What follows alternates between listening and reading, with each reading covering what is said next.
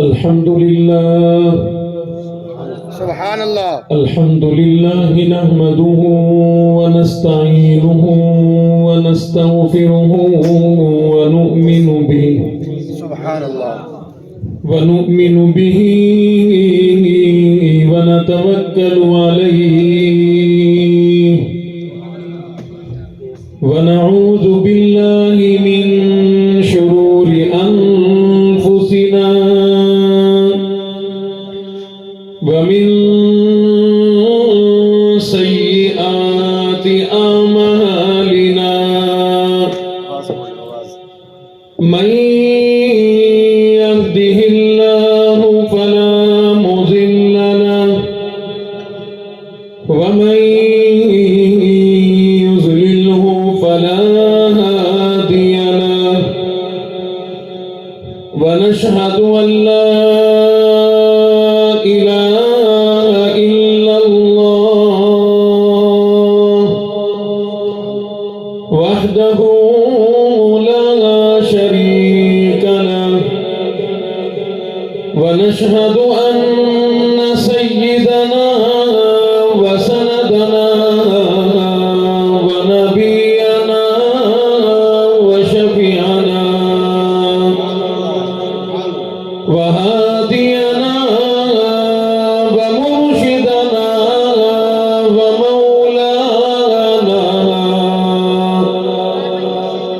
ومولانا محمدا عبده ورسوله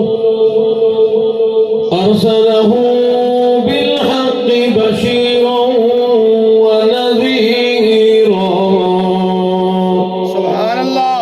صلى الله تعالى عليه وعلى آله وأصحابه وأزواجه وذرياته وبارك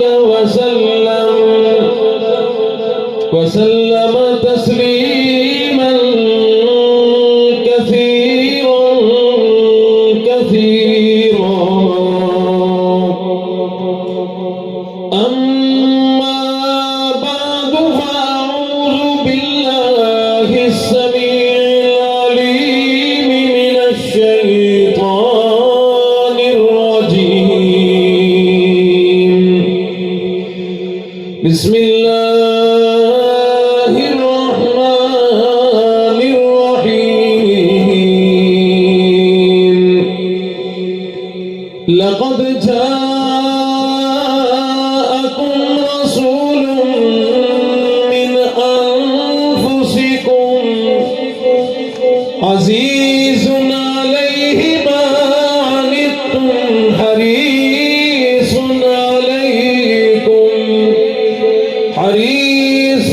عليكم بالمؤمنين رؤوف رحيم.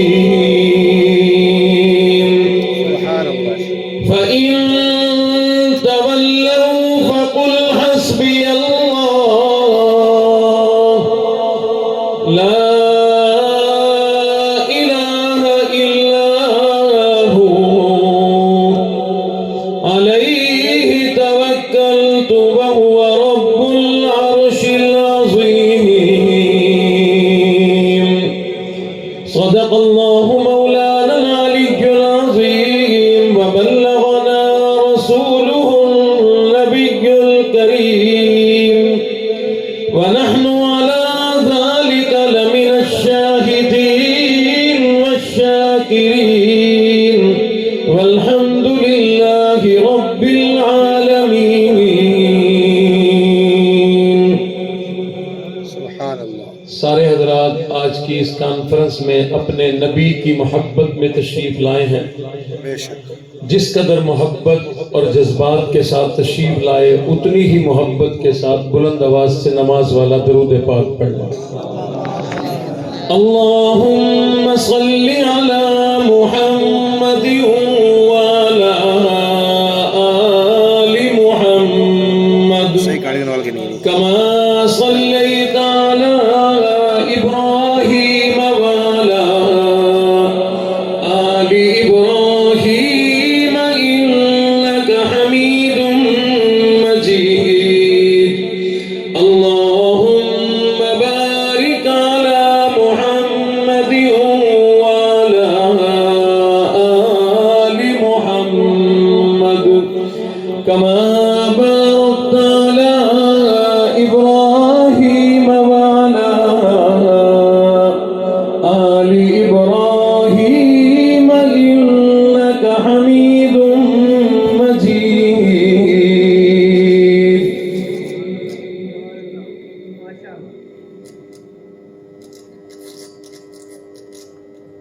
قابل ذی وقار حضرات، علماء کرام، طلباء اعزام، محترم بزرگوں، غیور نوجوانوں،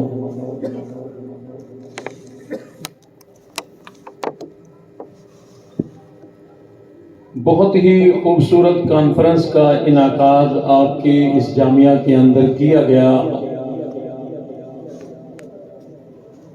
ہم سب لوگ اس کانفرنس کی زینت بنے، ٹائم نکالا، جان کی قربانی دی، مال کی بھی قربانی دی، وقت کی قربانی دیے بیٹھے ہیں۔ دعا ہے اللہ رب العزت آپ کے ان تمام جذبات، خدمات اور قربانیوں کو اپنی بارگاہ میں قبول فرما۔ آمین۔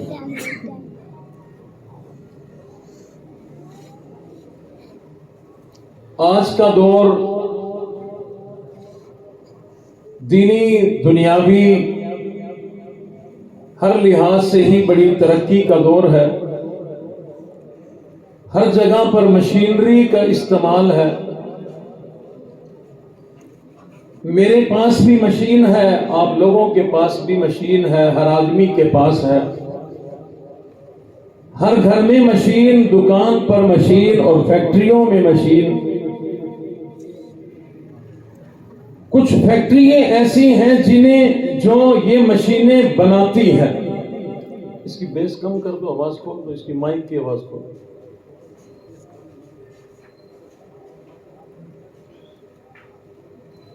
جو فیکٹری، جو کارخانے یہ مشینیں بنا کر ہمیں دیتے ہیں، ان پر لازم ہے کہ وہ اس کے استعمال کا طریقہ بھی بتائیں۔ یہ حق ہے ان پر کہ وہ ہمیں اس کے استعمال کا طریقہ بتائیں۔ یہی وجہ ہے جب ہم کوئی مشین خریدتے ہیں تو اس کے پیکٹ، اس کے ڈبے کے اندر سے ایک کتاب نکل کے آتی ہے جسے بکلیٹ، مینول یا کتاب کہا جاتا ہے۔ اس میں اس مشین کے بارے میں سب لکھا ہوتا ہے کہ کیسے یہ چلے گی، کیسے اس کا کیا بٹن ہوگا، کس طرح سے اس کو استعمال کریں گے یہ صحیح چلے گی۔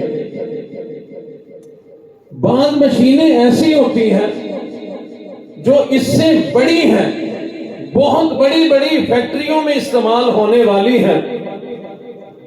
ان کے لیے یہ کتاب کافی نہیں ہوتی، بنانے والا کوئی انجینئر بھی بھیجتا ہے کہ جاؤ مشین چلانے کا طریقہ سکھا کے آؤ۔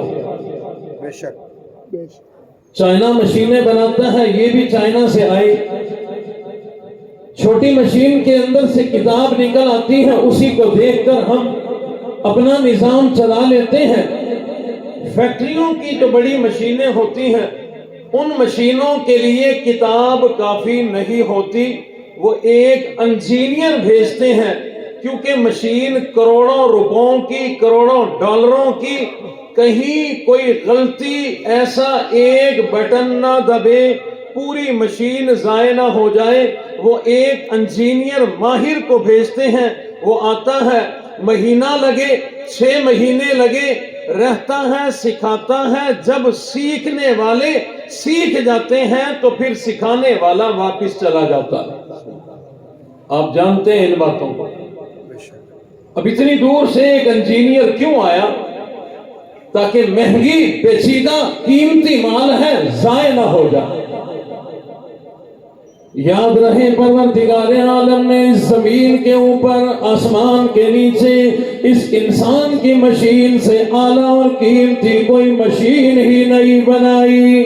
سبحان اللہ۔ یہ انسان بڑا اعلیٰ، بڑا پیچیدہ، بڑا قیمتی ہے۔ رب کائنات نے اس کو بڑا قیمتی بنایا، بڑا اعلیٰ بنایا، بڑا عظیم بنایا۔ پروردگار عالم نے اس مشین کو صحیح استعمال کرنے کے لیے سب سے پہلے تو ہمیں کتاب عطا فرمائی، قرآن مجید عطا فرمایا، بڑی اعلیٰ کتاب عطا فرمائی۔ جتنا قیمتی یہ انسان ہے، اللہ رب العزت نے اتنی ہی قیمتی میٹھی کتاب عطا فرمائی۔ اس قرآن مجید کے اندر ایک ایک بات لکھی ہے، اس مشین کا استعمال کیسے کرنا ہے، اس کے اعضاء کا استعمال کیسے کرنا ہے، اس کے دماغ کا استعمال کیسے کرنا ہے، آنکھوں کا استعمال کیسے کرنا ہے، زبان کا استعمال کیسے کرنا ہے، ہاتھ اور پیروں کا استعمال کیسے کرنا ہے۔ رب کائنات نے تمام چیزیں اس کتاب قرآن مجید میں لکھ دی ہے۔ اس کو صرف ثواب کی کتاب نہ سمجھے، ثواب ملتا ہے بھائی، ٹھیک کہہ رہا ہے۔ آپ یہاں ہوگے نا جب مائک پہ بھائی جان، جب یہاں آپ آؤ گے نا، میں وہاں آؤں گا، پھر آپ کو پتہ چلے گلا پکڑ رہا ہے اس کی۔ آپ بیٹھے کس لیے ہو، یا پھر استاد کو بلاؤ بھائی، میں ادھر ادھر کیوں ہٹ رہا ہوں، ہمارا روز کا کام ہے، آپ روز چلاتے ہو، ہم بھی روز بولتے ہیں۔ جس دن آپ یہاں بیٹھو گے نا، پھر پتہ چلے گا آپ کو۔ آپ لوگ اتنا تنگ کرتے ہو، ہمیں جا کے ٹیکے لگوانے پڑتے ہیں۔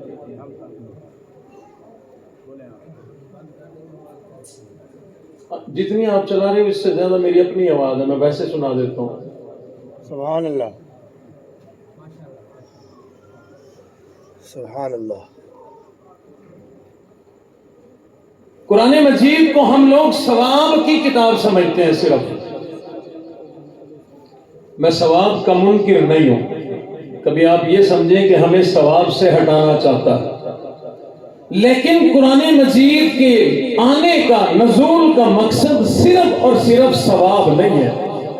بے شک قرآن مجید کے ثواب کے ہم لوگ منکر کوئی نہیں، لیکن ہم لوگ سمجھتے ہیں کہ صرف اور صرف ثواب ملے گا۔ ہمارے پاس مدرسوں میں، مسجدوں میں لوگ آ جایا کرتے ہیں، کہتے ہیں قاری صاحب ثواب دے دو۔ سبحان اللہ۔ میں تو انہیں کہتا ہوں ذرا آگے چلے جاؤ، ثواب کی دکان کہیں آگے ہوگی، یہاں ہمارا تو طریقہ ہے آؤ بیٹھے پڑھو، خود ثواب کماؤ، اپنی بھی آخرت بناؤ، اپنے ماں باپ کی بھی آخرت بناؤ، اپنی بھی جنت بناؤ، اپنے ماں باپ کی بھی جنت بناؤ۔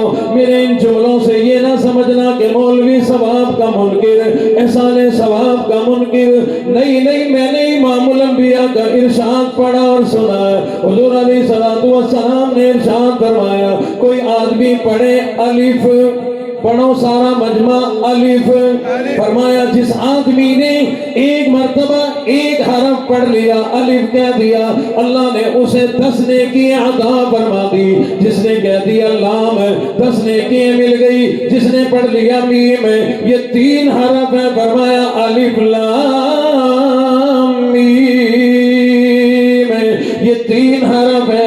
اتنے پڑھنے پہ پڑھنے والے کو 30 نیکیاں مل جایا کرتی ہیں۔ میں ثواب کا منکر کیسے ہو سکتا ہوں؟ میرے والد گرامی نے قرآن پڑھنے کا ثواب مجھے بتلایا، میری ماں نے مجھے قرآن پڑھنے کا ثواب بتلایا، میرے استادوں نے قرآن پڑھنے کا ثواب مجھے بتلایا، میرے اسلاف نے مجھے قرآن پڑھنے کا ثواب بتلایا۔ صرف بتلایا ہی نہیں، انہوں نے قرآن پڑھ کے دکھایا۔ سبحان اللہ، سبحان اللہ۔ صحابہ، اہل بیت، تابعین، تبع تابعین، ہم جس کو دیکھتے ہیں قرآن پڑھتا نظر آتا۔ بے شک حضور علیہ السلام نے ایک رات نماز کی نیت باندھی، الحمدللہ پڑھ کے قرآن مجید کے پہلے سپارے کی تلاوت کرنا شروع کر دی۔ صحابہ کرام نے بھی پیچھے آ کر نیت باندھ لی۔ صحابہ نے سمجھا شاید ایک سپارہ ختم ہوگا، رکعت ہو جائے گی۔ امام الانبیاء نے رکوع نہیں فرمایا، دوسرا سپارہ شروع ہو گیا۔ صحابہ سوچتے ہیں کہ اب رکوع فرمائیں گے، نہیں فرمایا، تیسرا سپارہ شروع ہو گیا۔ اسی حال میں امام الانبیاء 5 سپاروں کی 6 سپاروں کی تلاوت کر لیا کرتے تھے۔ جب صحابہ اکرام دیکھا کرتے امام الانبیاء کی اس ترتیب کو، صحابہ بھی قرآن مجید کی بہت زیادہ تلاوت فرمایا کرتے تھے۔ حضرت عثمان غنی رضی اللہ تعالیٰ عنہ کے واقعات میں لکھا ہے، روزانہ ایک قرآن مجید کا ختم کیا کرتے تھے۔ شیر خدا علی المرتضی رضی اللہ تعالیٰ عنہ کے واقعات میں لکھا ہے، روزانہ ایک قرآن مجید کا ختم کیا کرتے کرتے تھے. امام الانبیاء کی شہزادی امام الانبیاء کے لختے جگر سیدہ فاطمہ رضی اللہ تعالیٰ عنہ کے واقعات میں لکھا ہے عشاء کی نماز کے بعد تھوڑی دیر آرام کر کے پھر بیدار ہو کر وضو کر کے مصلی پر کھڑی ہو کر 2 رکعت نفل نماز کی نیت باندھتی. ان 2 رکعتوں میں کبھی 15 سپارے کبھی پورا قرآن ختم کر دیا کرتی تھی. حضرت رابعہ بصری رحمت اللہ علیہ ان کے واقعات میں بھی یہی بات ملتی ہے. اکثر 2 رکعتوں میں قرآن مجید ختم کر دیا کرتی تھی. امام اعظم ابو حنیفہ رحمت اللہ علیہ روزانہ ایک قرآن مجید کا ختم کیا کرتے تھے. امام بخاری امام شافعی امام ابن عساکر رحمت اللہ علیہ ان کے واقعات میں لکھا ہے روزانہ ایک قرآن مجید کا ختم کر دیا کرتے تھے. آپ کہیں گے مولوی کہاں کی باتیں لے کے بیٹھ گیا, وہ تو کوئی اچھے لوگ تھے, ان کے دن بڑے ہوتے ہوں گے, ان کی راتیں بڑی ہوتی ہوں گی. اور لوگوں زیادہ دور کی باتیں کوئی نہیں, قریب کی باتیں سن لو. شیخ الحدیث مولانا زکریا کاندھلوی رحمت اللہ علیہ روزانہ ایک قرآن مجید کا ختم خاص طور پر رمضان المبارک میں کر دیا کرتے تھے. مجھے میرے والد گرامی نے بتلایا دین پور شریف کے پیر عبد الحادی رحمت اللہ علیہ روزانہ ایک قرآن مجید کا ختم کیا کرتے تھے.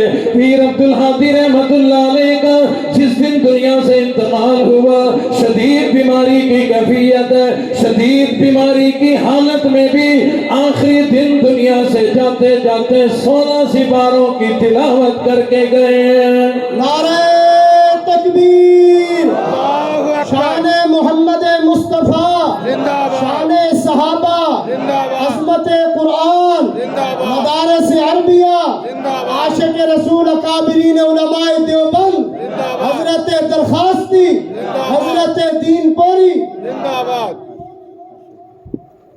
آسانیوں کا دور ہے اب تو. ٹھنڈے پنکھے, ٹھنڈی ہوائیں, ٹھنڈے پانی, پرسکون گھر, پرسکون مسجدیں, پرسکون مدارس, پرسکون دکانیں. یہاں بیٹھ کر ہم سے قرآن نہیں پڑھا جاتا. پڑھنے والے جن کو شوق ہوا کرتا ہے وہ تو جیل کی 4 دیواری کال کوٹڑیوں میں بھی قرآن پڑھ لیا کرتے ہیں. میرے والد گرامی کے حدیث کے استاد اور پیر و مرشد سید حسین احمد مدنی رحمت اللہ علیہ جیل میں ہے. اس وقت حضرت عالم تو ہیں, حافظ قرآن کوئی نہیں. رمضان کا مہینہ قریب آ گیا, جیل میں ایک بھی قیدی ایسا کوئی نہیں جو قرآن کا حافظ اور قاری ہو. حضرت مدنی فرماتے ہیں میرا دل بڑا دکھا, میں نے سوچا اس مرتبہ تو رمضان کا مہینہ بغیر قرآن کے گزر جائے گا. فرمایا کہ میں نے ہمت کی, چاند نظر آنے سے پہلے 1 سپارہ میں نے زبانی یاد کر لیا, 1 سپارہ میں نے حفظ کر لیا. فرمایا چاند نظر آ گیا, رات کو تراویحوں میں میں نے 1 سپارہ سنا دیا. اگلے دن جرت کی 1 سپارہ دوسرا یاد کر لیا, رات کو تراویحوں میں سنا دیا. تیسرے دن تیسرا یاد کیا, رات کو تراویحوں میں سنا دیا. فرماتے ہیں یہ سلسلہ چلتا رہا. ادھر رمضان ختم ہوا, ادھر شیخ مدنی کا قرآن ختم ہو گیا. نعرہ تکبیر, عاشق رسول اکابرین علماء دیوبند زندہ باد. ماشاءاللہ ماشاءاللہ ماشاءاللہ. آپ کے باولپور کی ایک ہستی, نام لوں گا 2-4 اٹھ کے بھی بھاگ جائیں, شاید ڈرتے ہیں نا آج لوگ. سبحان اللہ. وہی انڈیا کی جیل میں رہ کے آئے, جیل میں رہتے رہتے 1.5 مہینے 1.25 مہینے کے اندر قرآن یاد کر لیا, قرآن کے حافظ بن گئے. اس مجاہد کا نام ہے مولانا مسعود اظہر حفظہ اللہ تعالی. اور لوگوں ہم سے آسانی کے دور میں قرآن پڑھنے کو جی نہیں چاہتا, ثواب بھی کمانے کو جی نہیں چاہتا. کاپی قلم لے کر آ جاتے ہیں, مجھے ثواب دے دو, ثواب دے دو. اور لوگوں ایک اور مرد کلندر کی سنو. 108 دن مولانا اعظم طارق شہید رحمت اللہ علیہ جیل میں رہ کر جب باہر نکلے, کارکنان نے استقبال کیا, عرض کر دی او اللہ والے جیل میں کیسی زندگی رہی، کیسے دن گزارے، فرمانے لگے جیسا مزہ اب کی بار آیا ایسا مزہ کبھی نہیں آیا۔ کارکنوں نے کہا اللہ والے ہمارے علم میں آ گیا، آپ کو کال کوٹڑی میں ڈال دیا گیا تھا، آپ کو دن اور رات کا نہیں پتا چلا کرتا تھا، آپ کہتے ہیں بڑے مزے کی زندگی گزار کے آیا۔ فرمانے لگے 108 دن جیل کی کوٹڑی میں رہ کے آ رہا ہوں، ان 108 دنوں میں نے قرآن کے 108 ختم کیے ہیں۔ نعرہ تکبیر، عظمت قرآن، محافظ ختم نبوت علماء دیوبند، محافظ ناموس صحابہ علماء دیوبند، قائد جمعیت مولانا فضل الرحمان، جمعیت علماء اسلام، شہدائے ختم نبوت، شہدائے ناموس صحابہ۔ ہم تو سلام کے منکر نہیں، بے شک لیکن میں نے یہ کہا کہ اللہ نے جو کتاب قرآن مجید یہ اعلیٰ کتاب عطا فرمائی صرف ثواب نہیں، بے شک پروردگار عالم نے اس جسم کے استعمال کے لیے ہمیں یہ کتاب عطا فرمائی۔ سبحان اللہ، اس کتاب کو کھول کے پڑھو گے، اسی میں لکھا ہوا دماغ کا استعمال کیسے کرنا، ذہن کا استعمال کیسے کرنا، آنکھوں کا استعمال کیسے کرنا، زبان کا استعمال کیسے کرنا، کانوں کا استعمال کیسے کرنا، دل دماغ کا استعمال کیسے کرنا، اس پیٹ کا استعمال کیسے کرنا، ہاتھ اور پیروں کا استعمال کیسے کرنا۔ اور قرآن مجید میں اللہ نے اس پورے جسم کے صحیح استعمال کا طریقہ بیان کر دیا۔ مسجد میں تو نے آنا ہے تو کیسے آنا ہے، زیب و زینت کے ساتھ آنا ہے، یہ اللہ کا گھر ہے، اپنے گھر میں جانا ہے، کس انداز میں تو نے جانا ہے، بنایا تو نے، پیسہ تیرا لگا، خرچہ تیرا ہوا، لیکن اللہ فرماتے ہیں اپنے گھر میں بھی سلام کیے بغیر، دستک دیے بغیر اپنے گھر میں نہیں آنا۔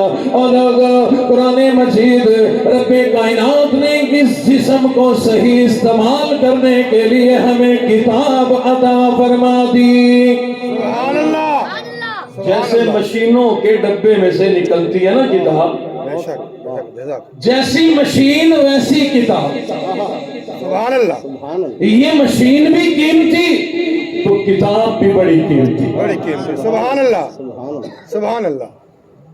میں نے ایک مثال دی تھی، بعض مثالیں دینی نہیں چاہیے، بنتی نہیں ہے، لیکن ان کے بغیر بات سمجھ میں نہیں آتی۔ سبحان اللہ، میں نے مثال دی کہ بعض فیکٹریوں کی بڑی مشینیں ہوتی ہیں نا، وہ دے دیتے ہیں، کتابچہ بھی دیتے ہیں، لیکن بنانے والا جانتا ہے کہ صرف کتاب سے بات نہیں بنے گی، سکھانے والا بھیجنا پڑے گا۔ سبحان اللہ، وہ انجینئر ماہر آتا ہے، سمجھدار آتا ہے، نہا دھو کے صاف ستھرا ہو کے دوسرے ملک جانا ہے، دوسرے شہر جانا ہے، پوری تیاری کے ساتھ آتا ہے، رہتا ہے۔ ایک دن میں کوئی سیکھ جائے، ایک ہفتے میں سیکھے، ایک مہینے میں، حتیٰ کہ میرے علم میں ہے سال سال انجینئر رہ کر، سکھا کر، تسلی کر کے جب وہ کہیں کہ ہمیں پتہ چل گیا تو وہ کہتے ہیں کہ یہ لو سائن کر دو، تصدیق کر دو، تاکہ جا کے میں رپورٹ کر دوں۔ سبحان اللہ، یہ انسان کی مشینری بڑی اعلیٰ، بڑی قیمتی، اس کے لیے کتاب کافی نہیں تھی۔ رب کائنات نے ایک اعلیٰ پڑھا لکھا بہت ماہر اللہ رب العزت نے ہمیں عطا فرمایا، اور ایسے ماہر عطا فرمایا جن کے مقابلے کا ماہر کوئی نہیں، اور ایسا حسین عطا فرمایا جن کے مقابلے کا حسین کوئی نہیں، ایسا جمیل عطا فرمایا جن کے مقابلے کا جمیل کوئی نہیں، ایسا عظیم عطا فرمایا جن کے مقابلے کا عظیم کوئی نہیں، ایسا شریف عطا فرمایا جن کے مقابلے کا شریف کوئی نہیں۔ رب کائنات نے جن جیسا کوئی بنایا ہی کوئی نہیں، ایسا ماہر، ایسا ماہر، ایسا اعلیٰ اللہ نے ہمیں نبی عطا فرما دیا، جنہوں نے آ کر ہمیں کسی جسم کے استعمال کرنے کا طریقہ سکھانا تھا. یہ جسم کیسے چلے گا تو کامیاب ہوگا, یہ جسم کیسے چلے گا زندگی میں بھی دنیا میں بھی کامیاب, آخرت میں بھی کامیاب, برزخ میں بھی کامیاب, حشر میں بھی کامیاب ہو جائے. رب کائنات نے ہمیں ایسا ماہر ایسا اعلیٰ نبی عطا فرمایا, ہم سے پہلے کسی اور امت کو ایسا نبی نہیں ملا. نعرہ تکبیر, عظمت قرآن, عظمت مصطفیٰ, خطیب ابن خطیب مولانا بلال علی ملتانی. نعرہ تکبیر. جملے سیدھے سادے سے ہوتے ہیں,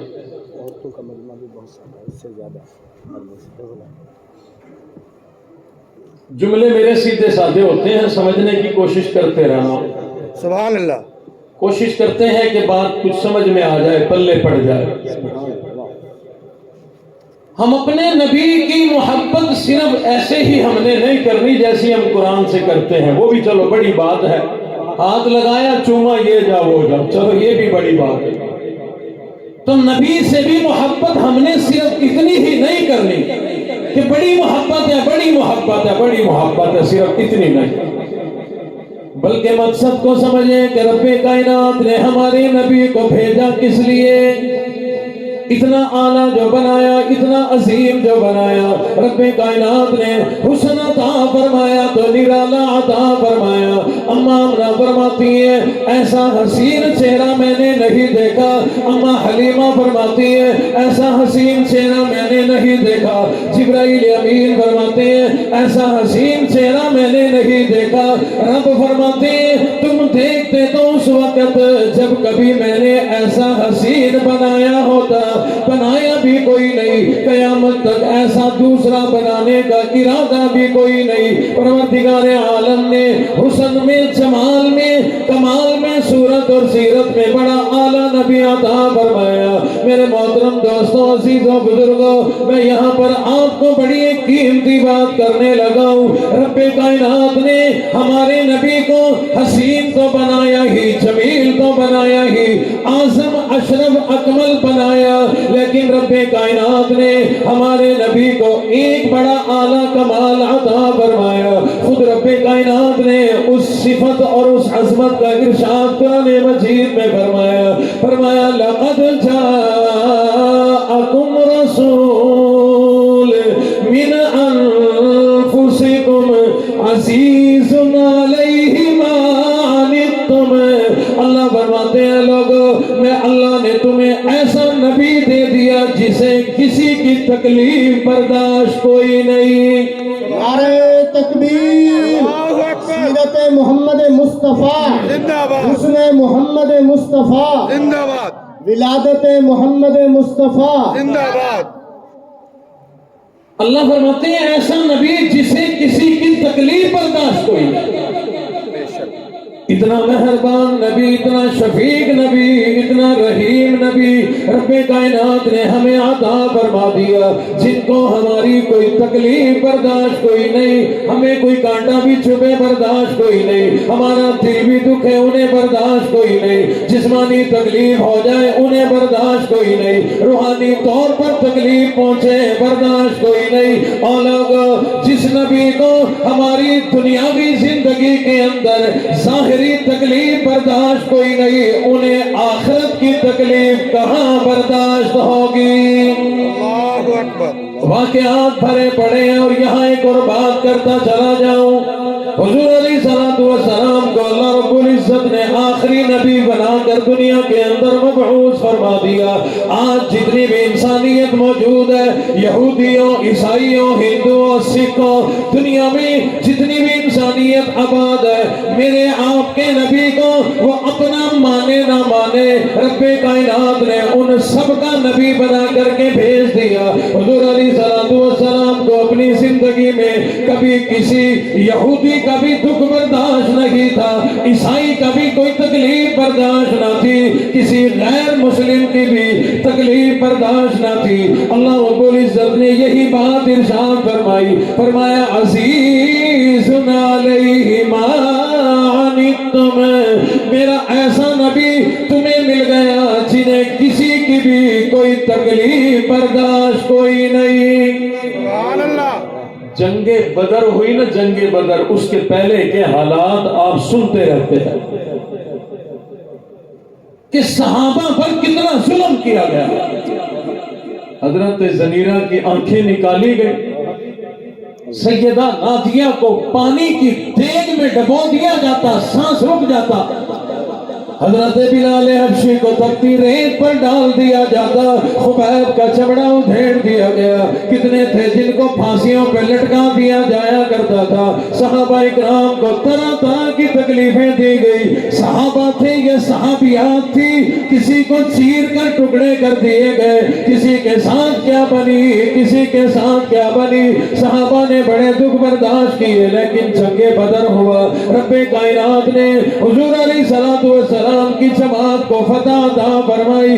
کافروں کے کئی سارے چھوٹے بڑے، کوئی سردار یا غریب قید کر لیے گئے، قیدی بنا کر لائے گئے. انہی میں ایک سہیل نام کا آدمی ہے، حضور علیہ السلام کی خدمت میں جب لایا گیا، توجہ کرنا، اس سہیل نام کا آدمی، اس کا نیچے کا ہونٹ کٹا ہوا تھا.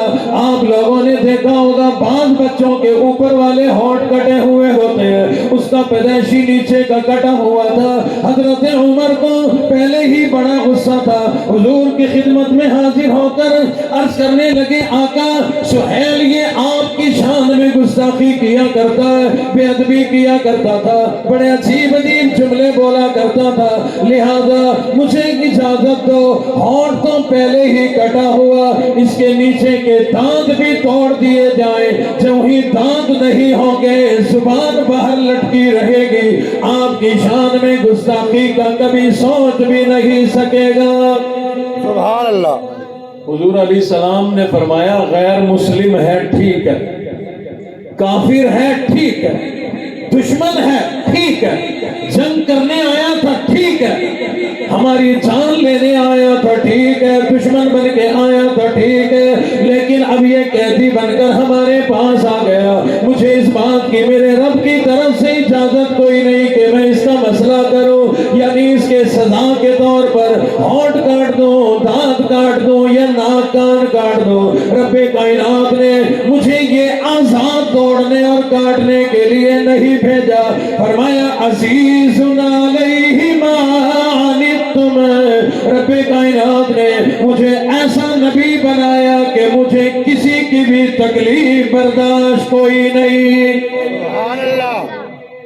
سبحان اللہ. اللہ اکبر. ذرا تصور میں تو لاؤ، کوئی اپنا دشمن کبھی پکڑا جائے، ہمارے ہاتھوں آ جائے، سلوک کیا کریں.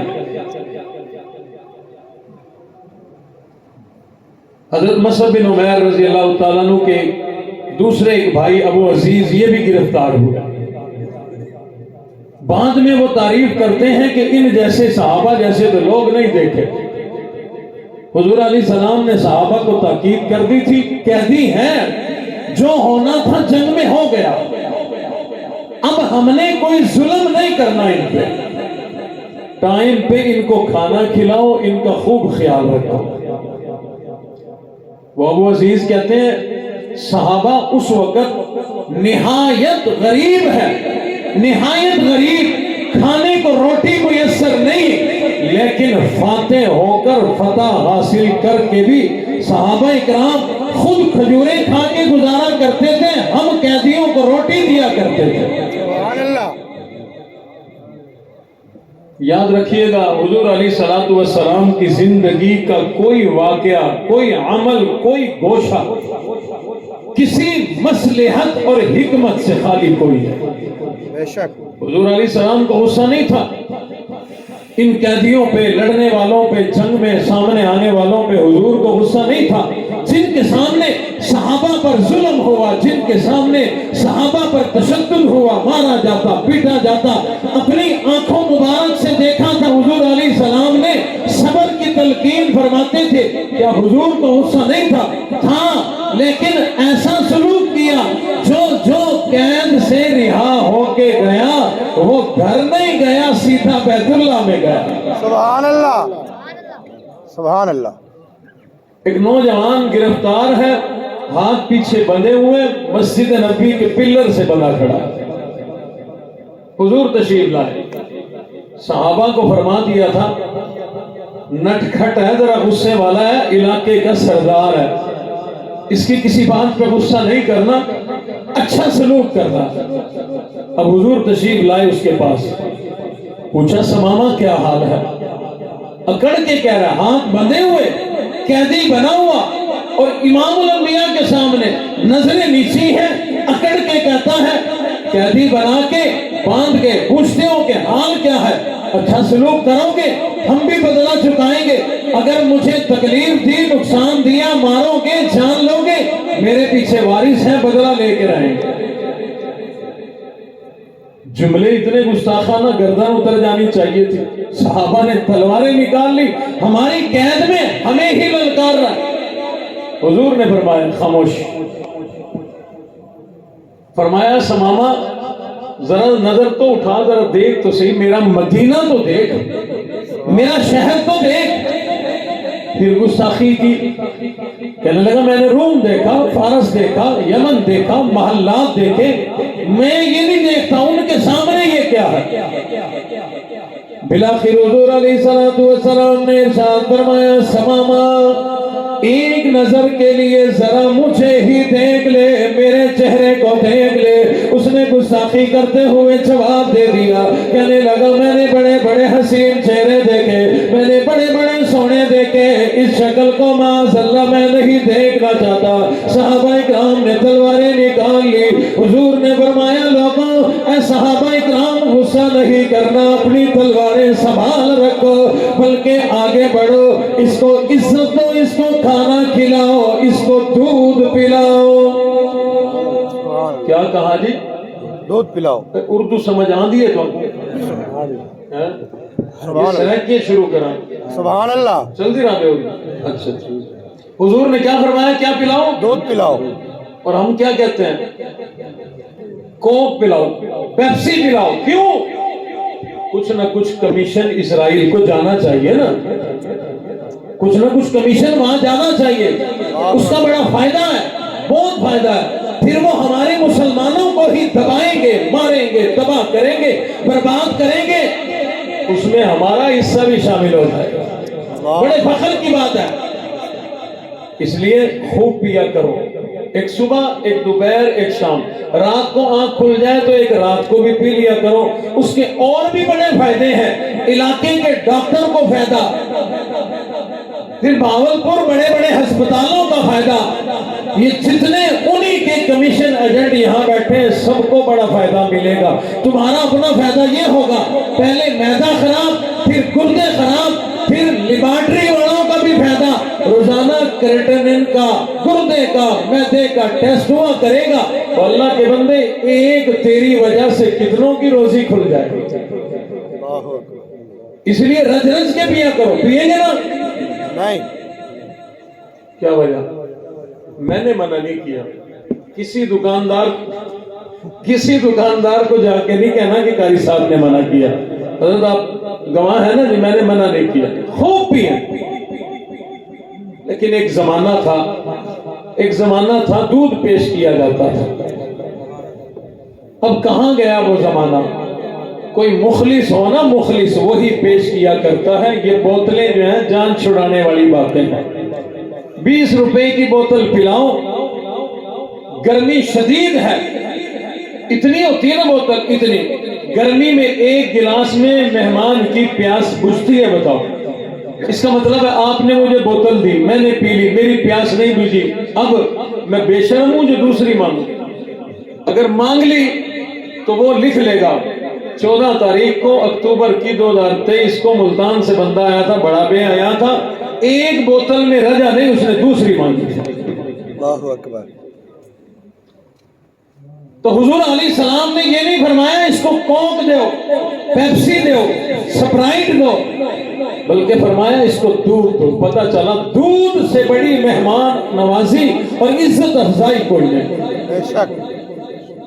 عرض میں یہ کر رہا تھا کہ وہ بدتمیزی کر رہا ہے، امام الانبیاء بڑا اعلیٰ سلوک فرما رہی ہے، بالآخر صحابہ کو فرمایا اس کو دودھ پلاؤ، اکڑ اس میں اندر اس لیے ہے اپنے علاقے کا سردار ہے۔ حضور تشریف لے گئے، اگلے دن آئے، یہی سوال کیے، اس نے یہی الٹے جواب دے دیے۔ تیسرے دن پھر امام الانبیاء تشریف لے آئے، اسی طرح کی اس نے الٹی باتیں کر دی۔ امام الانبیاء نے غصہ نہیں کیا بلکہ صحابہ کو فرمایا سردار آدمی ہے، چلو آج اس کو رہا کر دو، رسیاں کھول دو، اس کو روانہ کر دو۔ یہی شہر سے روانہ نہیں کرنا بلکہ اس کو پروٹوکول کے ساتھ شہر کے باہر رخصت کر کے آؤ، اسے روانہ کر کے آؤ۔ حضور علیہ السلام نے رہائی کے آرڈر جاری کر دیے، صحابہ نے اس کو باہر جا کر روانہ کر دیا، رہا کر دیا۔ اس نے 10 قدم آگے اٹھائے، وہاں جا کر اس کے دل میں خیال آ گیا میں نے ایران دیکھا، فارس دیکھا، روم دیکھا، بڑے بڑے بادشاہ دیکھے، لیکن اگر آج میں روم کی سلطنت میں جا کر اسی طرح سے بے ادبی کے جملے بولتا، میری گردن اتار دی جاتی، اسی طرح سے گستاخی کرتا، میری جان لے لی جاتی۔ انہوں نے میرے ساتھ اتنی مہربانی کی، مجھے کھلایا بھی پلایا بھی، غصے بھی نہیں ہوئے، عزت بھی دی، مجھے باہر تک روانہ بھی کر کے گئے۔ اپنے آپ کو ملامت کرنے لگے صحابہ، کہنے لگے تم نے وہاں اتنے مزے کیے، رہائی بھی مل گئی اور اس ہستی کا دیدار بھی نہیں کیا۔ اللہ اکبر۔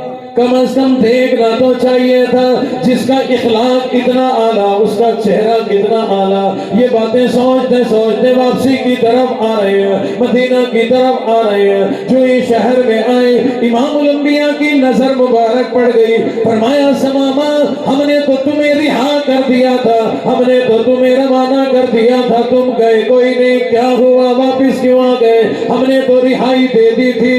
آگے سے سماما کہنے لگا اپنا بنا کے چھوڑ دیا، اپنا بنا کے چھوڑ دیا، کیا اسیری ہے کیا رہائی ہے؟ مجھے اپنا بنا کر آپ نے رہا کر دیا، میں تو غلطی کر بیٹھا، آپ کا چہرہ انور نہیں دیکھا، ورنہ اسی وقت میں اتنی گستاخی نہ کرتا۔ اب تک جو میرے ساتھ ہوئی، میں نے گستاخی کی، وہ معاف کر دیجئے اور مجھے اپنے غلاموں میں شریک کر لیجئے۔ رب کائنات نے دراصل انہی باتوں کی طرف ارشاد فرمایا، فرمایا عزیز علیہ ما عنتم، لوگو تمہیں ایسا مہربان نبی میں اللہ نے عطا فرما دیا جسے اپنے تو اپنے کسی غیر کی بھی تکلیف برداشت کوئی نہیں۔ جب غیروں کی تکلیف برداشت نہیں کی تو رب کائنات نے غیروں کو اپنا بنا دیا۔ سبحان اللہ۔ اور ہمیں بھی اللہ نے یہ اصول عطا فرما دیا۔ قرآن میں ہے، اللہ نے فرمایا وَقُولُوا لِلنَّاسِ حُسْنًا، زبان کے بول تو میٹھے بنا کے دیکھو۔ سبحان اللہ۔ مولا اس سے فائدہ کیا ہوگا؟ اللہ فرماتے ہیں جان کے دشمن تمہاری جان کے محافظ بن جائیں گے۔ سبحان اللہ۔ سبحان اللہ۔ یہ سارے صحابہ کی جماعت جو جانی دشمن ہی خاندان تھے نا یہ سارے، لیکن امام الانبیاء کے حسن سلوک کی بدولت کسی نے معجزات دیکھے، کمالات دیکھے، کسی نے چہرہ انور کا دیدار کیا۔ رب کائنات نے اسی حسن سلوک کی برکت سے 1.5 لاکھ صحابہ کی جماعت تیار کر دی۔ سبحان اللہ۔ اب ذرا تصور میں لاؤ، جنہیں دنیا کی اتنی سی اپنے امتی کی تکلیف برداشت کوئی نہیں۔ ایک واقعہ اور ذہن میں آیا، سناتا ہوں۔ انہی قیدیوں میں حضور کے چچا حضرت عباس ہیں جو اس وقت تک اسلام نہیں لائے تھے۔ تو جتنے قیدی آئے تھے حضور نے فرمایا تھا مسجد نبوی میں ان کے ہاتھ جو ہے باندھو اور ڈال دو، لیکن حضور جانتے تھے کہ صحابہ غصے میں ہیں، کوئی نقصان نہ پہنچا دے۔ حضور نے فرمایا میری چرپائی بھی ادھر ڈالو، رات کو میں ادھر ہی سوؤں گا۔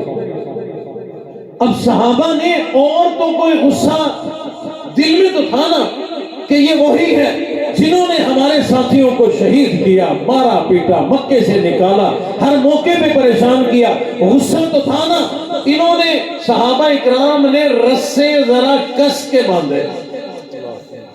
آپ بھی ذرا کس کے باندھا کرو جب کبھی کوئی ہاتھ لگ جائے. نہیں سمجھ آئی تو بہت اچھا ہے، میری جان بخشی ہو گئی. مجھے بڑی خوشی ہوتی ہے جب کوئی خاص بات سمجھ نہ آئے نا، سمجھ آ جائے تو بندے مخالف ہو جاتے ہیں. سبحان اللہ. تو صحابہ نے خوب کس دیا. حضور علیہ السلام اپنی چرپائی مبارک پر ہیں آرام فرمانے کے لیے. کچھ صحابہ پہرے پہ کھڑے ہیں. وہ پہرا دینے والے صحابہ کہتے ہیں کہ ہم نے دیکھا حضور علیہ السلام سکون کی حالت میں نہیں ہے، ذرا پریشانی کی کیفیت میں ہے، کبھی ادھر کروٹ کبھی ادھر کروٹ، پریشانی کی حالت میں.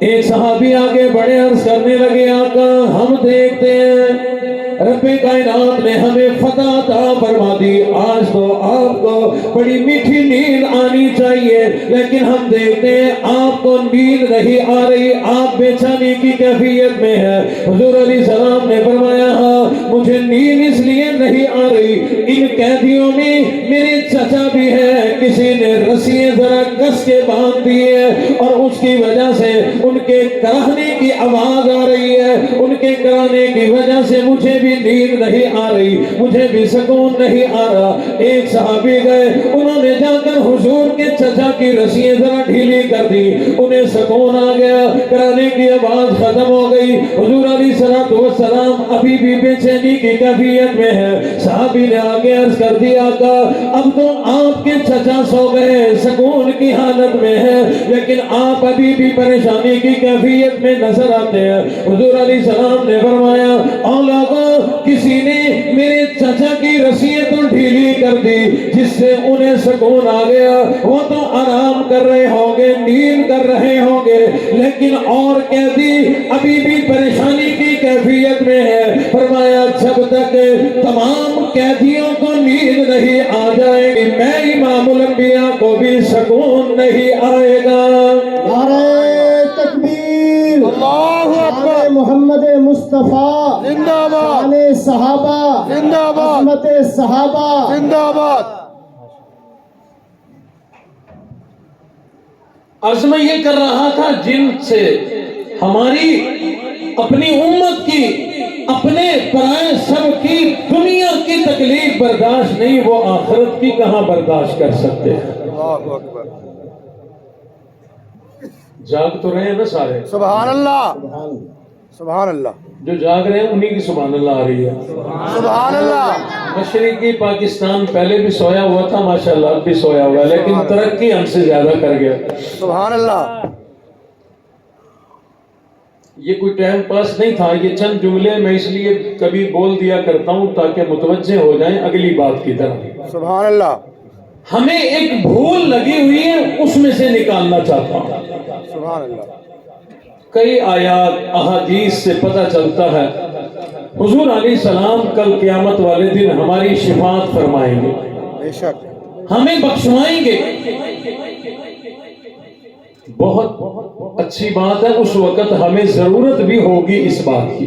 بے شک. ہمارے اعمال اس قابل نہیں، لیکن یاد رہے تمام امت کی سفارش کرا کے ایسے ہی اچھے کملے نیک بد عبادت گزار اور گناہگار سب کی شفاعت کرائیں اور سب کو جنت میں لے جائے، ایسا نہیں ہوگا. اللہ اکبر. یہ ضرور ذہن میں رکھیں. رات کو جاگ کر چوری کرنے والا، رات کو جاگ کر عبادت کرنے والا برابر نہیں تو قیامت والے دن بھی دونوں برابر نہیں. بے شک. اپنی عزت کی حفاظت کر کے ساری زندگی اپنی عزت محفوظ رکھ کے جانے والی اللہ والی اور اپنی عزتیں نیلام کر کے جانے والی جب دونوں برابر نہیں تو قیامت والے دن بھی دونوں برابر نہیں. اس لیے یہ بھول نہ رہے. حضور علیہ السلام کو ہماری تکلیف یہاں برداشت نہیں تو وہاں کیسے برداشت کر لیں گے؟ ہاں حضور کو برداشت تو نہیں، لیکن ایسا ممکن بھی نہیں کہ گناہگار ہے ایک بھی نیکی پلے نہیں اور حضور سفارش کرے اور جنت کا داخلہ دلوا دے، ایسا نہیں ہوگا۔ میرے اوپر اعتماد نہیں، اپنے علاقے کے کسی مستند عالم سے جا کے پوچھ لیں۔ ہاں ایسا ممکن ہے، ہمارے ملک کا ایک اصول ہے تعلیمی اداروں کا، بورڈ کے امتحان ہوتے ہیں، 100 میں سے 33 نمبر لینا ضروری ہے، 33 والا پاس ہے۔ بعض اوقات ایسا ہوتا ہے کہ نمبر آ گئے 32 اور نمبر لگانے والا کوئی مہربان ہے، وہ کہتا ہے 32 33 فاصلہ تو کوئی نہیں، حالانکہ کہاں 100 اور کہاں 32۔ وہ کہتا ہے کہ 32 اور 33 میں فاصلہ تو کوئی نہیں، وہ 32 لکھ کے اوپر سٹار لگا دیتا ہے کہ میری طرف سے پاس ہے۔ سبحان اللہ۔ تو گورنمنٹ کہتی ہے کہ چلو جب چیکر نے کہا پاس ہے تو ہم بھی کہتے ہیں پاس ہے، سبحان اللہ۔ اس کا کام چل جاتا ہے، ڈگری بھی مل جاتی ہے، سب کچھ ہو جاتا ہے۔ ہاں یوں اگر رلتا ملتا کام ہوا اور پھر رب کا فضل ہوا تو انشاءاللہ بیڑا پار ہو جائے گا۔ لیکن آپ نے کبھی ایسا نہیں دیکھا ہوگا، پرچہ سامنے آیا، بورڈ کا امتحان ہوا، نمبر ہے 1 یا نمبر ہے 0، نمبر ہے 2، تو چیک کرنے والا اس کے اوپر 10-12 سٹار لگا دے، اس کو وزنی بنائے۔ اب 10-12 نہیں، 1000 سٹار بھی لگائے وہ پاس نہیں ہو سکتا۔ بے شک۔ تو اس لیے ہم کوئی رلتا ملتا کام لے کے جائیں گے تو انشاءاللہ بیڑا پار ہو جائے گا۔ انشاءاللہ انشاءاللہ کریں گے اس بات کی کوشش انشاءاللہ کہ کوئی رلتا ملتا کام تو چلو کم از کم ہوتا رہے۔ انشاءاللہ۔ جہاں سے بات چلی تھی تھوڑا سا وہی دوبارہ واپس آتا ہوں۔ اللہ نے حضور علیہ السلام کو دنیا میں جو بھیجا، آلہ بنا کر بھیجا، ہر آلہ عظمت عطا فرما کے بھیجا، ہمیں سکھانے کے لیے آئے کہ یہ جسمانی مشین کیسے استعمال کرنی ہے۔ سبحان اللہ۔ حضور علیہ السلام نے مثل انجینئر کے بٹن دبا دبا کے بھی بتایا آنکھوں کا استعمال کیسے کرنا ہے، زبان کا استعمال کیسے کرنا ہے، اور خود اپنے جسم اطہر کا استعمال کر کے بتایا کہ ایسے استعمال کرنا ہے۔ سبحان اللہ سبحان اللہ۔ حضور علیہ السلام نے ہماری زندگی کا ایک گوشہ، ایک لمحہ، دن کا برابر بھی کوئی جگہ خالی نہیں چھوڑی جو سکھائی نہ ہو۔ لیکن یاد رکھنا، سکھائی انہی کو جو سیکھنا چاہتے تھے۔ جس نے چائنا سے مشین لی وہ انہی کو سکھانے آتے ہیں جو سیکھنا چاہتے ہیں۔ وہ گلی محلے میں ہر کسی کو سکھاتے نہیں پھرا کرتے۔ میرے اور آپ کے نبی جس زمانے میں دنیا میں آئے، جو لوگ سیکھنا چاہتا تھا وہ امام الانبیاء کے ہاتھوں میں ہاتھ دے دے کر کلمہ پڑھ کر مسلمان ہو جایا کرتا تھا، صحابی بن جایا کرتا تھا۔ امام الانبیاء نے وہ زندگی گزارنے کا طریقہ انہی کو سکھایا، کافروں کو نہیں سکھایا۔ جب تک وہ دائرہ اسلام میں داخل نہیں ہوئے، رب کائنات نے حضور علیہ السلام کو اس جسم کے استعمال کرنے کے طریقے سکھانے کے لیے بھیجا۔ لوگوں میں مختصراً جیسا آپ کے سامنے رکھنے لگا ہوں۔ حضور علیہ السلام نے اس سر کے بالوں کا طریقہ بھی بتایا، کتنے رکھنے ہیں، کیسے رکھنے ہیں۔ سبحان اللہ سبحان اپنی اللہ۔ مرضی سے ہم سر کے بال بھی نہیں رکھ سکتے۔ حضور علیہ السلام نے بال مڈا کر صاف سر بھی کرا کر کے دکھایا کہ ایسے بھی رکھ سکتے ہو۔ حضور علیہ السلام نے بڑے بال رکھ کر بھی دکھایا ایسے رکھ سکتے ہو، لیکن بڑے بالوں کو تیل لگا کر کنگا کر کے نیچے جما کر چپکا کر کے دکھایا، نہ کہ جیل لگا کے کھڑے کر کے دکھایا ہو۔ آج کا نوجوان سمجھتا ہے کہ بیوٹی پارلر سے جیل لگا کر والوں کو کھڑا کر کے جن بھوت بننا یہ امام الانبیاء نے سکھایا نہیں، یہ میرے اور آپ کے نبی نے نہیں سکھایا، یہ اور اگلوں نے سکھایا جو آج تک سکھا رہے ہیں، انہی کا اس میں فائدہ ہے، کیونکہ انہوں نے پھر ایک چیز کے ساتھ 10 چیزیں اور بیچنا ہوتی ہے۔ کاشتکار لوگ جو بیٹھے ہیں میں ان سے ملتمس ہوں میری طرف توجہ کریں، بات زیادہ سمجھ میں آئے گی۔ آج سے 20 سال پہلے بلکہ 25 سال پہلے انگریزوں نے، یہودیوں نے ملٹی نیشنل کمپنیوں کے ذریعے ایک کپاس کا بیج بھیجا تھا جس کو بیٹی کپاس کہا جاتا ہے۔ ہم نے علماء کرام نے منع کیا اس کو استعمال نہ کرو، یہ تمہاری زندگی برباد کر دے گا، تمہاری کھیتوں کو برباد کر دے گا۔ جھٹ کہنے لگا واہ صحیح واہ مولوی تو کیا پتہ اے رہے سو اوسط بڑی تھی سی۔ اللہ اکبر۔ علماء نے سمجھایا، اخبارات میں شائع کرایا کہ یہ کاش نہ کرو برباد ہو جاؤ گے۔ مولوی تمہارا کام ہے قرآن پڑھانا، حدیث پڑھانا، پڑھاؤ، ہم جانے بیٹی جانے۔ ان جٹ بھائیوں کو یہ پتہ نہیں تھا کہ جب یہ بیج زمین میں جائے گا اب جو پودا نکلے گا اس پہ سپرے بھی وہی کرنی پڑے گی جو وہ دیں گے، اب کھاد بھی وہی ڈالنی پڑے گی جو وہ دیں گے، اب دوائی بھی وہ لینی پڑے گی جو وہ دیں گے۔ کرو گے تو ٹھیک ہے، ورنہ یہ جو بیج زمین میں جا گیا اب یہ تیری زمین کو بھی برباد کر دے گا۔ اللہ اکبر۔ پرانے لوگ جو بیٹھے ہیں انہیں پتا ہے سن 95 2000 اور 2005 کے درمیان جنہوں نے ملٹی نیشنل کمپنی کی سپرے کھاد اس میں ڈالی وہ کچھ ذرا سے بچ گئے، جنہوں نے اپنی منمانی کی اس کے اندر اتنی بڑی بڑی سنڈی تھی، سڑکوں پہ روڈوں پہ نکل کے آ گئی، اتنی کپاس کی سنڈی تھی اور ان کی زمینیں برباد، کپاس برباد، ہر چیز برباد۔ اور جنہوں نے ان کی پہلے بیج لگایا، پھر ان کی کھاد، پھر ان کی سپرے، ہر چیز جب ان کی ڈالی 10 سال کے بعد پھر نہ کپاس تھی نہ زمین تھی۔ اللہ اکبر۔ اب جا کے 15-20 سال اور گزرے تو اب ہماری زمینیں دوبارہ قابل کاشت ہوئی ہیں، ورنہ کپاس کی فصل ہی ختم ہو گئی۔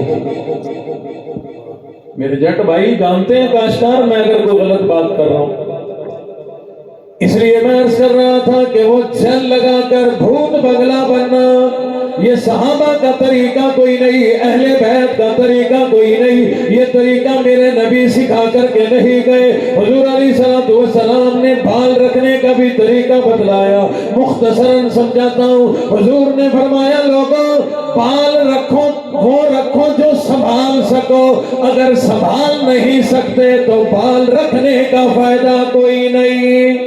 نعرہ تکبیر، سیرت محمد مصطفیٰ، حسن محمد مصطفیٰ، شان صحابہ، شان اہل بیت، اکابرین علماء دیوبند، جمعیت علماء اسلام، قائد جمعیت مولانا فضل الرحمان۔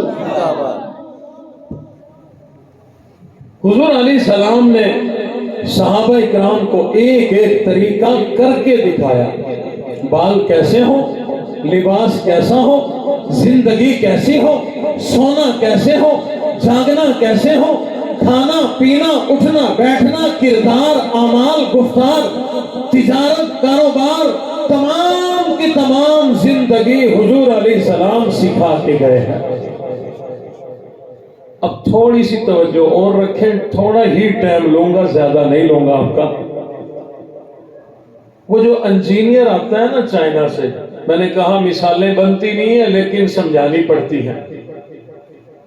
چند دن رہا، سکھاتا رہا، سیکھنے والوں نے کہا ہم سیکھ گئے۔ سبحان اللہ۔ وہ پرچہ نکالتا ہے، سائن کر دو، تصدیق کر دو، میں نے جا کے رپورٹ دینی ہے۔ وہ سائن کر دیتے ہیں، وہ روانہ ہو جاتا ہے۔ حضور علیہ السلام کو اللہ نے بھیجا کہ انہیں سکھاؤ زندگی کیسے گزارنی ہے، یہ جسم بڑا قیمتی ہے، اگر قیمتی بنایا تو، ورنہ یہ جسم یہاں بھی برباد وہاں بھی برباد۔ اللہ اکبر۔ حضور علیہ السلام نے سکھایا، صحابہ سمجھے عرض کی ہوگی آقا ایک دفعہ پھر سمجھا دیں وضو کیسے کرنا ہے، ایک مرتبہ پھر سمجھا دیں نماز کیسے پڑھنی ہے، ایک مرتبہ پھر سمجھائیں سخاوت کیسے ہو، ایک مرتبہ پھر سمجھائیں کہ غریب پروری یتیم پروری کیسے ہو۔ حضور سکھاتے گئے، مہینہ نہیں، سال نہیں، 23 سال کا عرصہ گزارا، امیر کو سکھایا، غریب کو سکھایا، مالدار کو سکھایا، فقیر کو سکھایا، تاجر کو سکھایا، دکاندار کو سکھایا، ہر آدمی کو سکھایا، 23 سال کا عرصہ۔ اللہ اکبر، اللہ اکبر، معمولی ٹائم نہیں۔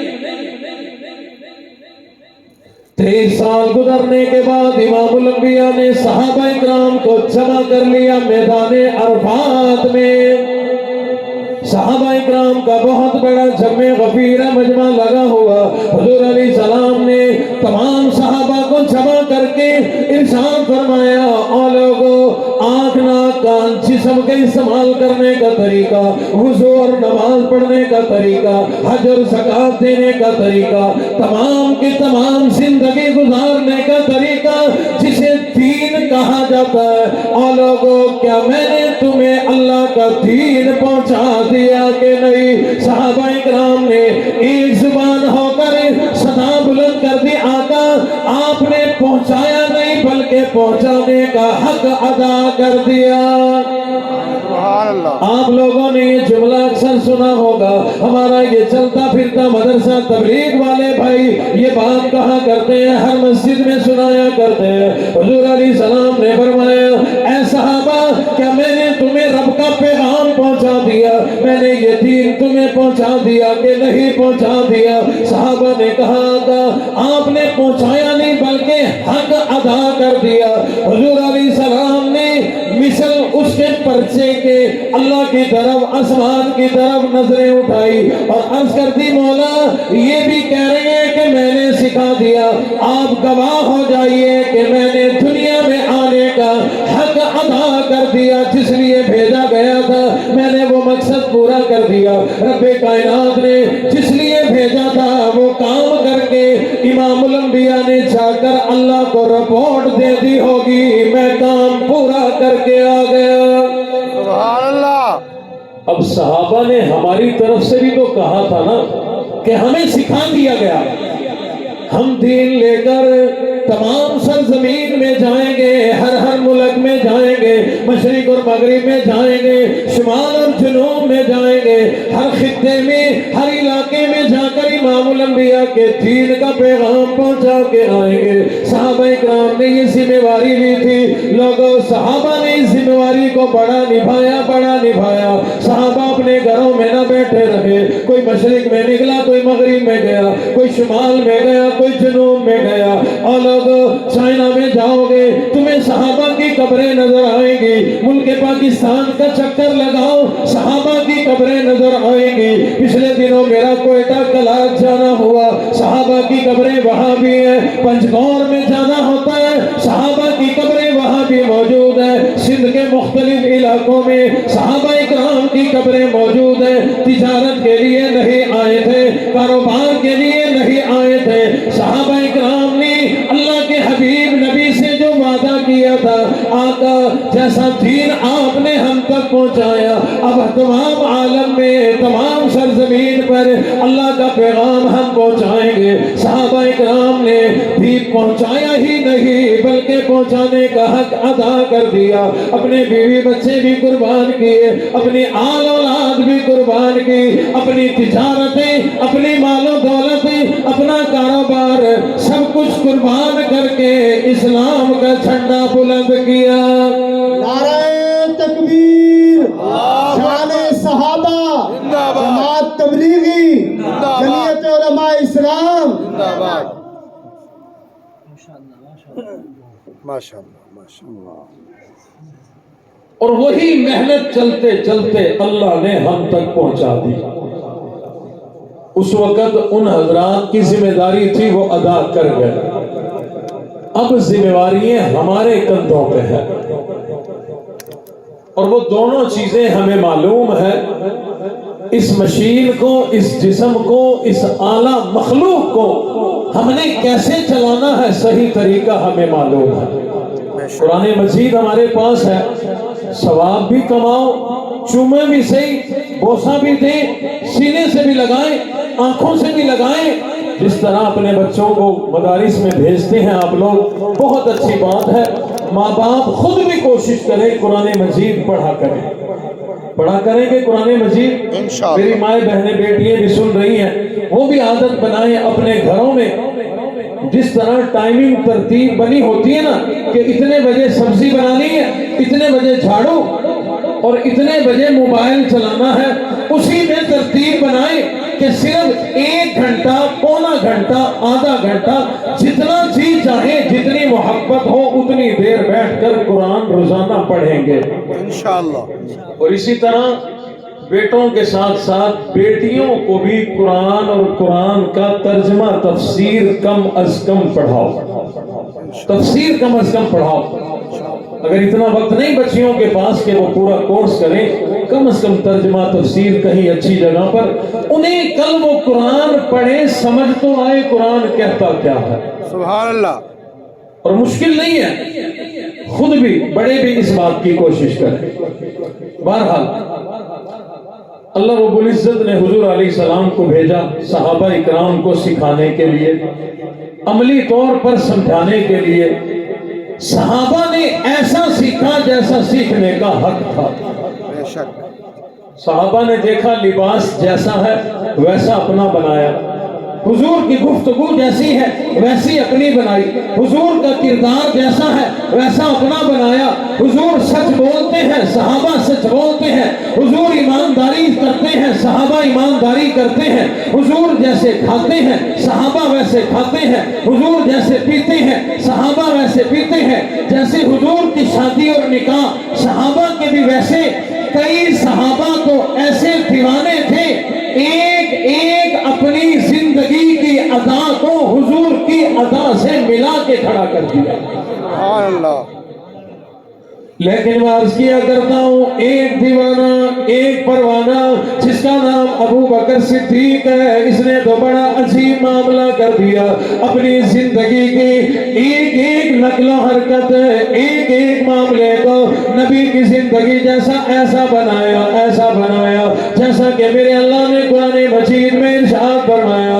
اللہ فرماتے ہیں لَقَدْ كَانَ لَكُمْ فِي رَسُولِ اللَّهِ أُسْوَةٌ حَسَنَةٌ۔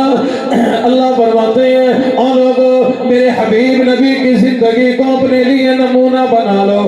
جو میرا نبی سر بنائے جیسا تمہارا سر بھی ویسا ہو، جیسا چہرہ میرے نبی کا ویسا تمہارا ہونا چاہیے، جیسے جس میں اطہر میرے نبی کا لباس ہے، چلنا پھرنا اٹھنا بیٹھنا میرے نبی کی زندگی جیسی اپنی زندگی کو بنا لو، دونوں جہان میں کامیاب ہو جاؤ گے۔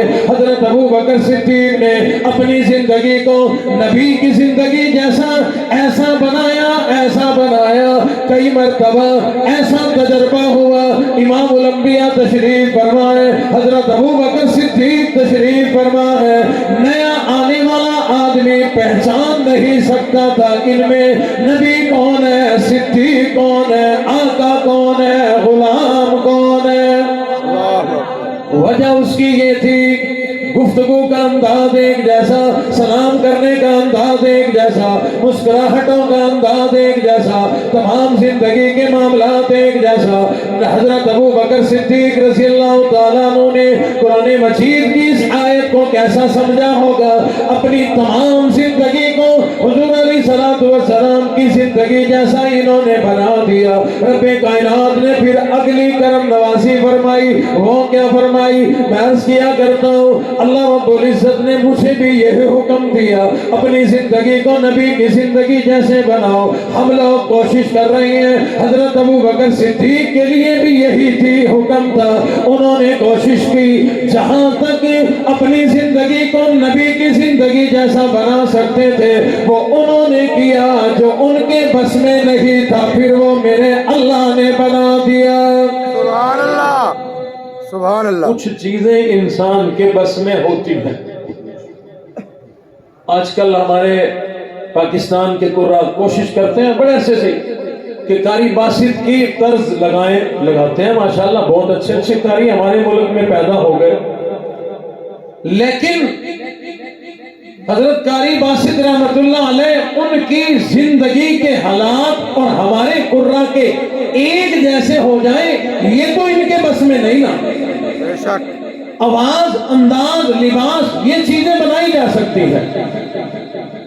یہی بات میں آپ کے سامنے رکھنا چاہتا ہوں۔ سیدنا ابو بکر صدیق رضی اللہ تعالیٰ عنہ جہاں تک اپنی زندگی کو نبی کی زندگی جیسی بنا سکتے تھے وہ انہوں نے بنایا، جو ان کے بس میں نہیں تھا وہ میرے اللہ نے بنا دیا۔ سبحان اللہ۔ وہ کیا چیزیں تھی مختصراً آپ کے سامنے اس لیے جذبے کے تحت رکھنا چاہتا ہوں کہ اگر جتنا ہمارے بس میں ہے اتنا ہم کر لیں، میرا اللہ پھر بہت آگے پہنچا دیا کرتے ہیں۔ حضور علیہ السلام کی زندگی 63 برس ہے، حضرت ابو بکر صدیق کی زندگی بھی 63 برس ہے۔ دیکھتے جانا میرے رب نے کیا کیا، پھر حضرت ابو بکر صدیق کی زندگی میں کیا کیا عظمتیں اللہ نے پیدا فرمائی۔ حضور علیہ السلام کے 2 داماد عشرہ مبشرہ، حضرت ابو بکر صدیق کے بھی 2 داماد عشرہ مبشرہ۔ حضور علیہ السلام کے ایک نواسے کو شہید کر دیا گیا، حضرت ابو بکر صدیق کے بھی ایک نواسے کو شہید کر دیا گیا۔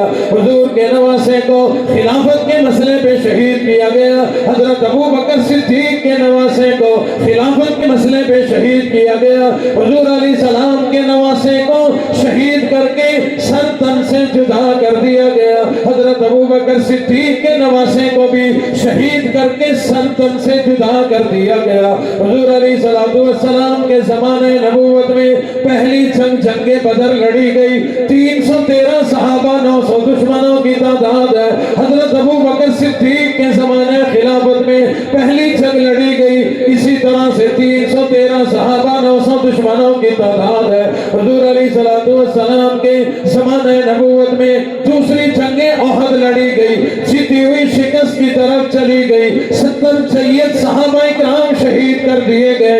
حضرت ابو بکر صدیق کے زمانے خلافت میں دوسری جنگ لڑی گئی، حالات یہی بنے، 70 سید قاری سید صحابہ اکرام شہید کر دیے گئے۔ حضور علیہ السلام نے اپنی زندگی میں ہی اخیر عمر میں اپنا مسلح چھوڑ دیا، حضرت ابو بکر صدیق نے بھی اپنی زندگی میں مسلح چھوڑا۔ حضور نے مسلح چھوڑا، انہیں دیا جنہوں نے بعد میں خلیفہ بننا تھا، حضرت ابو بکر صدیق نے مسلح چھوڑا، انہیں دیا جنہوں نے بعد میں خلیفہ بننا تھا۔ حضور علیہ السلام کے آخری ایام ہے، 15 دن پہلے آپ ایک جنازے سے تشریف لا رہے ہیں، آپ کے سر مبارک میں شدید درد ہو گیا، حضرت ابو بکر صدیق بھی دنیا سے رخصت ہونے سے 15 روز پہلے جنازے سے آ رہے ہیں، آپ کے سر مبارک میں شدید درد ہو گیا۔ حضور کا یہ بیماری بعد میں بخار میں تبدیل ہو گئی، حضرت ابو بکر صدیق کو بھی بخار ہو گیا۔ جتنا عرصہ بیماری کا امام الانبیاء کا اتنا عرصہ بیماری کا ابو بکر صدیق کا، جتنی شدت مرض امام الانبیاء کی اتنی ہی شدت مرض ابو بکر صدیق کی ہے۔ حضور علیہ السلام کا وقت اخیر ہے، آپ نے دنیا میں آخری جملہ ارشاد فرمایا، لوگوں نماز کی پابندی کرنا۔ حضرت ابو بکر صدیق نے بھی دنیا میں آخری جملہ یہی بولا، فرمایا لوگوں نماز کی پابندی کرنا۔ حضور علیہ السلام کا وقت اخیر ہے، آپ نے مسواک مانگی، سرانے کی طرف حضرت عائشہ موجود ہے، انہوں نے لا کر کے دی ہے، اپنے منہ میں چبا کر کے دی ہے، لعاب دہن لگا کر کے دی ہے۔ حضرت ابو بکر صدیق کا وقت اخیر ہے، انہوں نے بھی مسواک مانگی، حضرت عائشہ نے لا کر کے دی ہے، انہوں نے اپنے منہ میں چبا کر کے دی ہے، یوں کہوں لعاب دہن لگا کے دی ہے۔ حضور علیہ السلام دنیا سے رخصت ہو گئے، آپ کی زندگی 63 برس ہے، ابو بکر صدیق دنیا سے جا رہے ہیں، آپ کی زندگی 63 برس ہے۔ حضور دنیا سے رخصت ہوئے، سوار کا دن ہے، ابو بکر صدیق دنیا سے جا رہے ہیں، سوار کا دن ہے۔ حضور دنیا سے رخصت ہوئے، दिन के 11 बजे हुए हैं। हजरत अबू बकर सिद्दीक दुनिया से जा रहे हैं, दिन के 11 बजे हुए हैं। हुजूर अलैहिस्सलातु वस्सलाम का विसाल मुबारक है, दिन के वक्त हुआ, लेकिन आपके रोज़े अनवर के सुपुर्द रात के वक्त किया गया। हजरत अबू बकर सिद्दीक दिन के वक्त दुनिया से रुखसत हुए, आपको रोज़े अथर के सुपुर्द रात के वक्त किया गया। हुजूर अलैहिस्सलातु वस्सलाम के दुनिया से रुखसत होने के बाद आपके जिस्मे अतहर को जिस चरपाई पे रखा गया, 2.5 साल के बाद अबू बकर के जिस्म को उसी चरपाई पे रखा गया। हुजूर अलैहिस्सलाम की चेहरे अनवर पे जो यमनी सफेद चादर डाली गई, 2.5 साल के बाद वही चादर अबू बकर सिद्दीक के चेहरे पे डाली गई। हुजूर अलैहिस्सलातु वस्सलाम आज रियाजुल जन्नह में आराम फरमा, अबू बकर सिद्दीक भी वही आराम फरमा। हुजूर अलैहिस्सलाम ने फरमाया कल क़यामत का दिन होगा, मैं आयशा के हुजरे से उठूंगा, अबू बकर सिद्दीक भी वहीं से उठेंगे। मैं मैदान महशर की तरफ जाऊंगा, अबू बकर सिद्दीक भी उधर जाएंगे। मैं हौज़े कौसर पे जाऊंगा, अबू बकर सिद्दीक भी वहीं जाएंगे। मेरे दीवाने परवाने, मेरी उम्मत के लोग मेरे पास हौज़े कौसर पीने के लिए आएंगे। मैं इमामुल अंबिया अपने हाथों से पिलाऊंगा। जो मेरे अबू बकर सिद्दीक से टूट कर मोहब्बत करता होगा, जामे कौसर भर के मैं दूंगा, अबू बकर सिद्दीक अपने हाथों से पिलाएंगे।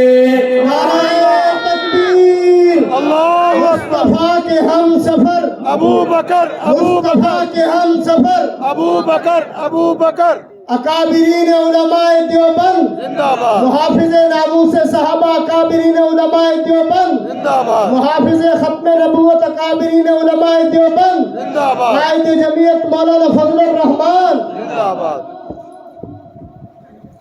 आप लोगों का भी इरादा है जामे कौसर पीने का? इंशाअल्लाह, किस किस का? सारे पिएंगे। इंशाअल्लाह, इस मशीन का इस्तेमाल ठीक करें। इंशाअल्लाह। नाराज तो नहीं हो रहे आपके जिस्मों को मैंने मशीन, वैसे मैं अपने को कह रहा हूं, आपको नहीं कह रहा।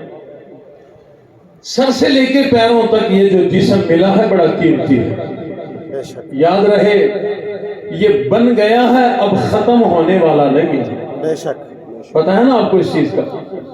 अब ये हालतें बदलेगा, ये अब खत्म नहीं होगा।